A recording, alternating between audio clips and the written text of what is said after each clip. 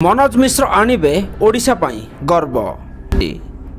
वर्तमान समय होची पैन इंडिया रो सिनेमा को गोटे भाषा रे बांधिकी रखिबा ठीक नुहे। सत्य घटना को नहीं दुईटी सिनेमा प्रेक्षालय रे रिलीज होईची। बॉलीवुड रो अक्षय कुमार को नुआ सिनेमा मिशन रानीगंज रिलीज होईची।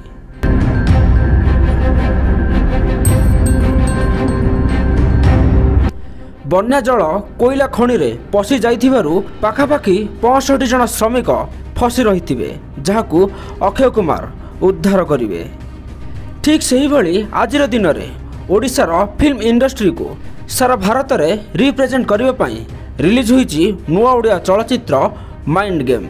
सिनेमाटी को केवल ओडिशार दर्शक मानकू आखि आगे रखी निर्माण करा जायनी, बरं भारतर संपूर्ण सिने दर्शकों को आखि आगे रखी निर्माण करा जायची। सत्य घटना अर्थात पार्सल बोमा को नहीं निर्माण होइतिबा एही सिनेमाटी संपूर्ण रूपे ओडिशा पुलिस को उत्सर्ग करा जायची। जो सिनेमा रे साउथ बॉलीवुड एवं हॉलीवुड रो अनेक कलाकार अभिनय करिसंती।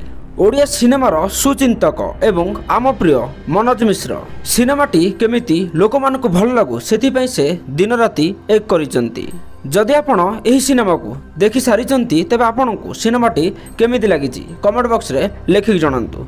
जदि आपण सिनेमाटी को देखि नहंती तेबे निश्चिंत गोटे भल ओडिया सिनेमा को देखंतु एवं ओडिया चलचित्र जगत को आगु को नेबारे साहाय्य करंतु। एवं एही भली ओडिया फिल्म संपर्कित छोट मोट सूचना पई एबे ही सब्सक्राइब करनियंतु जीवन टीवी यूट्यूब चैनल को।